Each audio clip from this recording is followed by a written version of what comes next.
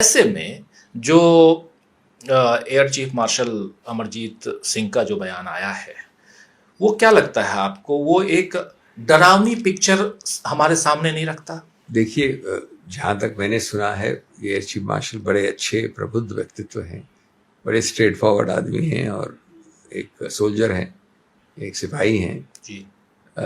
इन्होंने, मैं समझता हूँ, बड़े स्पष्ट वाक्य में अपना एक मत रखा है और मैं समझता हूँ प्रेरित वो सिर्फ राष्ट्रहित से है। बिल्कुल है। सीधा दिखता है।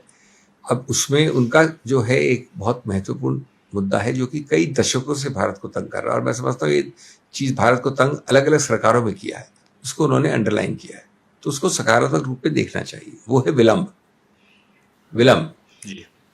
और आत्मनिर्भरता का कोई भी निंदा नहीं करता है, लेकिन आत्मनिर्भरता के साथ साथ एफिशिएंसी चरम सीमा पे होनी चाहिए, खास तौर से ऐसे वक्त। तो उन्होंने ये अंकित किया है, ये भी मैं समझता हूँ सराहनीय है। बल्कि मैं सच बोलूं तो थोड़ा आश्चर्यजनक है कि उन्होंने इतने स्पष्ट रूप से कहा, मिनिस्टर के सामने कहा, और मैं इसकी सराहना करता हूँ। मैं समझता हूँ कि दोनों को बहुत सकारात्मक रूप से लेना चाहिए, उसको सुधार की बात करनी चाहिए। अगर आप उसके बाद अगर स्नाइपिंग करेंगे इस पे या किसी रूप से एक आरोप प्रत्यारोप को समझेंगे तो वह गलत होगा।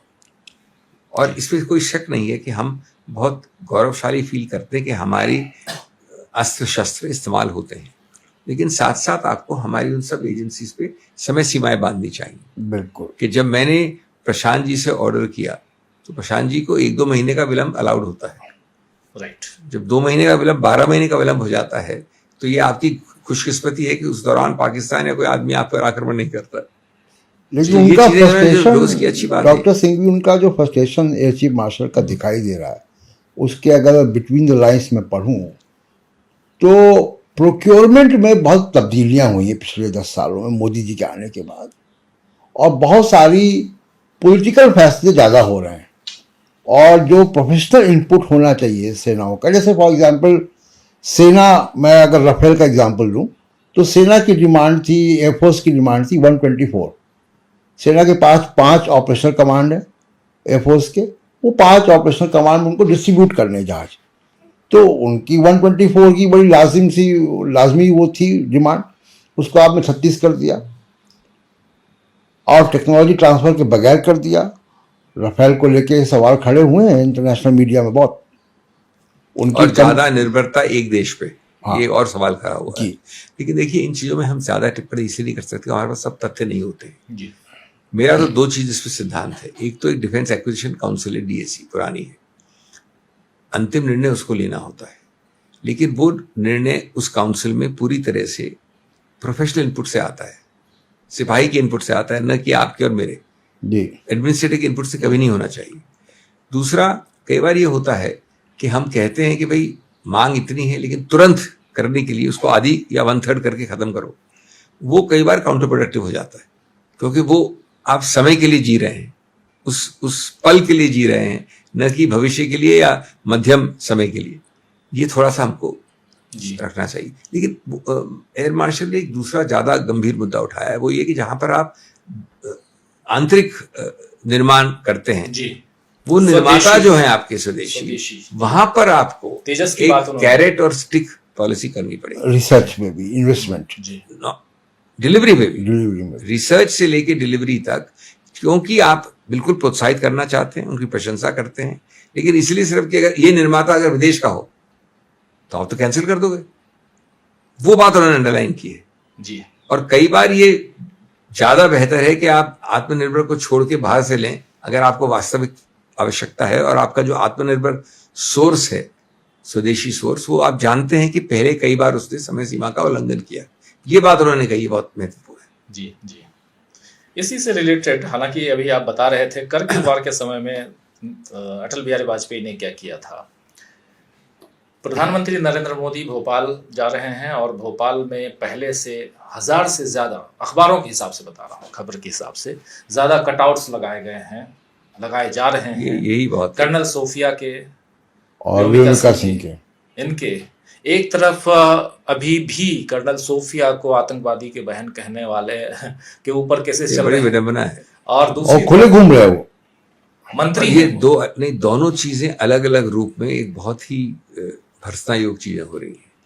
जहां तक वो व्यक्ति, अब वो तो कहेंगे कि इस वक्त वो कोर्ट के आदेश के अंतर्गत चल रहे हैं और एसआईटी चल रही है, वो मान लीजिए मैं कोर्ट के आदेश की बात नहीं करता हूँ, यहाँ पर वो चल रहा है मामला, आप एसआईटी चलाएंगे, लेकिन आपने पार्टी के अंदर क्या एक्शन लिया?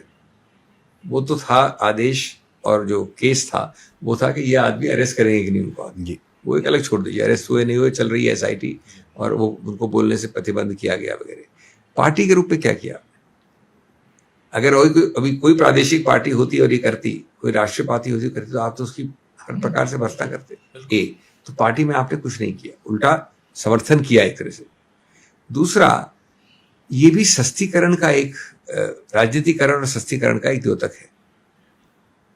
आपकी रैली तो राजनीतिक होगी ना, उसमें आर्मी अफसर कैसे आ गए? सोफिया जी ने तो नहीं कहा कि मेरे को लाओ इसमें, भूमिका जी ने तो नहीं कहा कि मेरे को लाओ इसमें। वो अपने बहुत सौम्य तरीके से, परिपक्व तरीके से अपना काम करती है, बताया। आप उसको भुना रहे हैं पोस्टर में, अपने वक्तव्यों में आप स्पीच सुन रहे हैं। उनके परिवार को बुला लिया कलेक्टर से कह के फूल बरसाने के लिए। देखिए, इससे इस केस में कोई नुकसान नहीं होता है, लेकिन भविष्य के लिए एक सिद्धांत गलत हो जाता है। जी वही क्या इसका अगला कदम ये होगा कि इन लोगों की परिवार बीजेपी को ज्वाइन करेंगे? क्या उसका अगला कदम ये होगा कि वो उसका समर्थन करने के लिए वापस जवाब देंगे? उससे सबसे ज्यादा नुकसान ऐसे अपराइट, फैंटास्टिक, अच्छे अफसरों का होगा। ये चीजें सोचने वाली, इसमें एक परिपक्वता चाहिए। आप सिर्फ उस पल के लिए, क्षण के लिए जीते हैं कि जब आपको वोट मिल जाए, 15 वोट एक्स्ट्रा मिल जाए, 10% यहां जीत जाए हम। ये नहीं हो सकता, ऐसा अप्रोच नहीं है। अब आप देखिए, ये भी बंगाल में और बिहार में सबसे ज्यादा होने वाला है, शुरू हो गया है जी। बंगाल में दूरगामी रूप से, और पंजाब में, बिहार में अभी निकट भविष्य के रूप से।